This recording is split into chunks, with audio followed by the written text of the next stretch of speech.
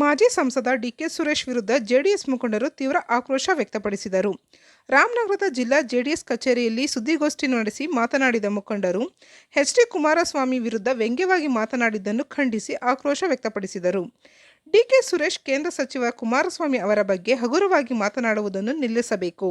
ಇಲ್ಲದಿದ್ದರೆ ಜೆಡಿಎಸ್ ಕಾರ್ಯಕರ್ತರು ಪ್ರತ್ಯುತ್ತರ ನೀಡಬೇಕಾಗುತ್ತದೆ ಎಂದು ಜೆಡಿಎಸ್ ಪಕ್ಷದ ತಾಲೂಕು ಅಧ್ಯಕ್ಷ ಸಬ್ಬಕೆರೆ ಶಿವಲಿಂಗಯ್ಯ ಮತ್ತು ಜೆಡಿಎಸ್ ರಾಜ್ಯ ಮಾಧ್ಯಮ ವಕ್ತಾರ ನರಸಿಂಹಮೂರ್ತಿ ಎಚ್ಚರಿಕೆ ನೀಡಿದರು. ಕುಣಿಗಲ್ ಕಾರ್ಯಕ್ರಮದಲ್ಲಿ ಡಿಕೆ ಸುರೇಶ್ ಅವರು ಮಾತನಾಡುವ ಸಂದರ್ಭದಲ್ಲಿ ಕುಮಾರಸ್ವಾಮಿಗೆ ಚಪಲ ಜಾಸ್ತಿ ಇದೆ ಎಂದು ಟೀಕಿಸಿದ್ದರು. ಇದನ್ನು ಖಂಡಿಸಿದ ಮುಖಂಡರು, ಕುಮಾರಸ್ವಾಮಿ ಬಗ್ಗೆ ಇಷ್ಟು ಲಘುವಾಗಿ ಮಾತನಾಡಬಾರದು. ಡಿಕೆ ಸುರೇಶ್ ಅವರು ಚುನಾವಣೆಯಲ್ಲಿ ಸೋತು ಹತಾಶರಾಗಿದ್ದಾರೆ.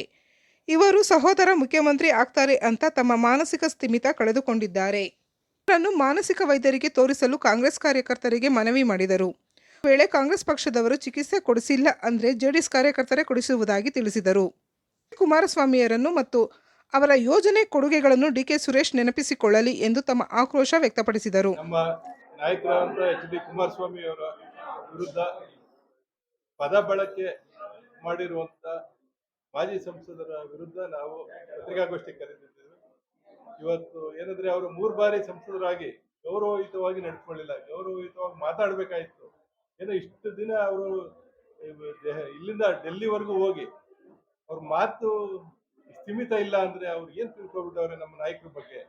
ನಾವು ಇವತ್ತು ನಮ್ಮ ನಾಯಕರು ಇವತ್ತು ಯಾರ ಬಗ್ಗೆ ತಲೆ ಕೆಡಿಸ್ಕೊತಾರೆ ಅಂದ್ರೆ ಬಡವರು, ದೀನದಲಿತರು ಮತ್ತೆ ಅಂಗವಿಕಲರ ಬಗ್ಗೆ ತಲೆ ಕೆಡಿಸ್ಕೊಂಡು ಅದ್ರ ಬಗ್ಗೆ ಚಾಣಕ್ಯತೆಯಿಂದ ಮಾತಾಡ್ತಾರೆ ಹೊರತು ಅವ್ರ ಪರವಾಗಿ ಮಾತಾಡ್ತಾರೆ ಹೊರತು ಇವ್ರ ತರ ಬೇರೆ ಬೇರೆ ರೀತಿ ಏನೋ ಮಾಡೋಕ್ಕೋಸ್ಕರ ಇವರು ಅದೊಂದು ಮಾತಿನ ಚಪಲದಿಂದ ಮಾತಾಡೋಕ್ಕೆ ನಮ್ಮ ನಾಯಕರು ಆತರ ಮಾತಾಡಿ ರೂಢಿನೂ ಇಲ್ಲ, ಮಾತಾಡೋದು ಇಲ್ಲ. ಇವ್ರಿಗೆ ಅದು ಬಂದದ, ಇವ್ರು ಯಾವತ್ತಿದ್ರು ಯಾರೋ ಉಬ್ಬಿಸ್ತಾರೆ, ಯಾರೋ ಇದು ಮಾಡ್ತಾರೆ ಅಂದ್ರೆ ಏನೋ ಮೆಡಲ್ಗಂಡು ಬಿಟ್ಕೊಂಡು ಏನೋ ನೋಡ್ಕೊಂಡು ಇವರು ದುರಾಂಕಾರದಲ್ಲಿ ಮಾತಾಡೋ ಪ್ರವೃತ್ತಿ ಇವ್ರದೇ ಹೊರತು ನಮ್ಮ ನಾಯಕರದಲ್ಲ ಅಂತ ಹೇಳ್ತಾ ಇವರು ಇದೇ ಪದ ಬಳಕೆ ಮಾಡಿದ್ರೆ ಇವ್ರ ವಿರುದ್ಧ ನಾವ್ ಯಾವತ್ತೂ ನಿಂತ್ಕೊಳ್ಳಿಲ್ಲ. ನಿಂತ್ಕೊಂಡಾದ್ಮೇಲೆ ಇವರು ನಮ್ಮ ಹತ್ರ ಬರೋಕ್ಕೆ ಅವ್ರಿಗೆ ಅರ್ಹತೆನೇ ಇಲ್ದಂಗೆ ಆಯ್ತದ. ಅವ್ರಿಗೆ ಏನೋ ಬೆಲೆ ಕೊಡ್ತಾ ಇದೀವಿ ಅಷ್ಟೇ. ಅವ್ರಿಗೆ ಇವತ್ತಿಂದ ಅವರು ಎಲ್ಲೂ ಮಾತಿನ ಬಳಕೆ ಹುಷಾರಾಗಿ ಪದ ಬಳಕೆ ಮಾಡ್ಲಿ ಅಂತ ಎಚ್ಚರಿಕೆ ಕೊಟ್ಟು ನನ್ನ ಮಾತನ್ನು ಮುಗಿಸ್ತೀನಿ.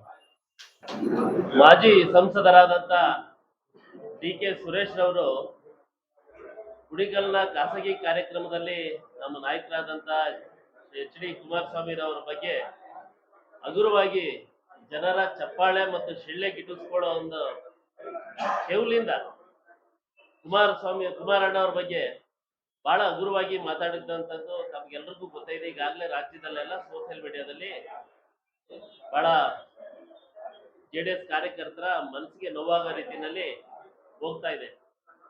ಆ ದೃಷ್ಟಿಯಿಂದ ಇವತ್ತು ನಾವು ರಾಮನಗರದಲ್ಲಿ ಪತ್ರಿಕಾಗೋಷ್ಠಿನ ಕರೆದಿದ್ದೀವಿ. ಅವ್ರಿಗೆ ತಮ್ಮ ಮುಖಾಂತರ ಹೇಳೋದಿಷ್ಟೇ, ತಾವು ಸೋಲಿನ ಹತಾಶೆಯಿಂದ ಮಾನಸಿಕ ಸ್ಥಿಮಿತವನ್ನ ಕಳ್ಕೊಂಡು ತಾವು ಆರೋಗ್ಯನ ಹಾಳು ಮಾಡಿಕೊಂಡು ಈ ರೀತಿ ಮಾತಾಡ್ತಿದ್ದೀರಾ ಅಂತ ನಮ್ಗೆಲ್ರಿಗೂ ಅನಿಸುತ್ತೆ. ನಾವು ಆದ್ರೂ ಭಾವಿಸ್ತೀವಿ. ದಯಮಾಡಿ ತಮ್ಮ ಕುಟುಂಬದವರಾಗ್ಲಿ ಅಥವಾ ತಮ್ಮ ಕಾರ್ಯಕರ್ತರಾಗ್ಲಿ ಕರ್ಕೊಂಡೋಗಿ ತಮ್ಮನ್ನ ಯಾವ್ದಾದ್ರು ಒಳ್ಳೆ ಹಾಸ್ಪಿಟ್ಲಲ್ಲಿ ತಮಗೆ ಚಿಕಿತ್ಸೆ ಕೊಡಿಸೋದ್ರ ಮುಖಾಂತರ ತಮ್ಮ ಆರೋಗ್ಯನ ಗುಣಪಡಿಸಬೇಕು ಅಂತ ಅಂದ್ಬಿಟ್ಟು ನಾವು ತಮ್ಮ ಕಾರ್ಯಕರ್ತರ ಹತ್ರ ಕೇಳ್ಕೊಳಕ್ ಇಚ್ಛೆ ಪಡ್ತೀವಿ. ಒಂದ್ ವೇಳೆ ನಿಮ್ ಕಾರ್ಯಕರ್ತರು ಅಥವಾ ನಿಮ್ ಕುಟುಂಬದವ್ರು ಏನಾದ್ರು ತೋರಿಸ್ತಿಲ್ಲ ಅಂತಂದ್ರೆ ನಮ್ಮ ಕಾರ್ಯಕರ್ತರು ನಿಮ್ ಮನೆ ಹತ್ರನೇ ಒಳ್ಳೊಳ್ಳೆ ಡಾಕ್ಟರ್ಗಳನ್ನ, ಸ್ಪೆಷಲಿಸ್ಟ್ಗಳನ್ನ ಕರ್ಕೊಂಡ್ಬಂದು ನಿಮ್ಗೆ ಟ್ರೀಟ್ಮೆಂಟ್ ಕೊಡ್ಸೋಂತ ಕೆಲಸನ ನಾವು ಮಾಡ್ತೀವಿ. ಇನ್ನೊಂದ್ಸರಿ ಏನಾದ್ರು ಕುಮಾರಣ್ಣನ ಬಗ್ಗೆ ತಾವೇನಾದ್ರು ಇದೇ ರೀತಿ ಮಾತಾಡಿದ್ದೆ ಆದ್ರೆ ನಾವೇ ನಿಮ್ ಮನೆ ಹತ್ರ ಡಾಕ್ಟರ್ಗಳನ್ನ ಕರ್ಕೊಂಡ್ ಬರೋಂತ ಕೆಲಸನ ಇನ್ನು ಕರ್ನಾಟಕದಲ್ಲಿ ಬದುಕಿದೀವಿ. ಜೆಡಿಎಸ್ ಕಾರ್ಯಕರ್ತರು ತಾವೆಲ್ಲ ಹಗುರವಾಗಿ ಮಾತಾಡಿದ್ರೆ ಕೇಳ್ಕೊಂಡು ಮನೆಗೆ ಸೇರ್ಕೊಳ್ಳೋಂತಾರಲ್ಲ ನಾವು. ತಾವ್ ಏನಕ್ಕೆ ಮಾತಾಡ್ತಿದ್ದೀರಾ ಅಂತ ನಮಗ್ ಗೊತ್ತಿದೆ. ನೀವಿಲ್ಲಿ ಸೋತಿದ್ದೀರಾ, ಅಲ್ಲಿ ನಿಮ್ಮ ಸಹೋದರರಿಗೆ ಇನ್ನೂ ಸಿಎಂ ಸ್ಥಾನ ಕೊಟ್ಟಿಲ್ಲ. ಹಾಗಾಗಿ ನೀವು ಈ ರೀತಿ ಏನು ಸೋಲಿನ ಹತಾಶೆಯಿಂದ ಮತ್ತೆ ಸಿಎಂ ಕೊಡ್ಲಿಲ್ಲ ಅನ್ನೋ ಒಂದು ಹತಾಶೆಯಿಂದ ತಾವು ಈ ರೀತಿ ಮಾತಾಡ್ತಾ ಇದ್ದೀರಾ. ತಾವು ಈಗಾಗ್ಲೇ 3 ಬಾರಿ MP ಆಗಿ ಗೆದ್ದಂತ ಸಂಸದರು KMF ಹೋಗಿದ್ದೀರಾ ಅಂತ ಅಂದ್ರೆ ನಿಮ್ಮ ಯೋಗ್ಯತೆ, ಕಾಂಗ್ರೆಸ್ನವ್ರು ನಿಮ್ಮನ್ನ ಯಾವ ಯೋಗ್ಯತೆಯಲ್ಲಿ ನೋಡ್ತಾ ಇದ್ದಾರೆ, ನಿಮ್ ಯೋಗ್ಯತೆ ಏನು ಅಂತ ಅನ್ಬಿಟ್ಟು ಇಷ್ಟಕ್ಕೆ ಗೊತ್ತಾಗುತ್ತೆ.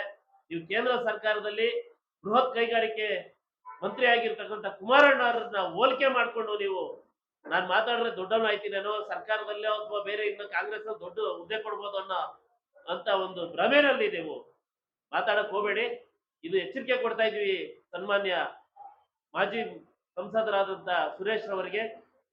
ಇನ್ನೊಂದು ಬಾರಿ ಕುಮಾರಣ್ಣನ ಬಗ್ಗೆ ಮಾತಾಡಿದ್ದೆ ಅದರಲ್ಲೇ ನಮ್ಮ ಕಾರ್ಯಕರ್ತರು ನಿಮ್ಮ ವಿರುದ್ಧ ಸಿಡ್ದೇಳ್ತಾರೆ ಅಂತ ಎಚ್ಚರಿಕೆನ ಅವ್ರಿಗೆ ಕೊಡ್ತಾ ನಾನು ಮಾತು ಮುಗಿಸ್ತೇನೆ.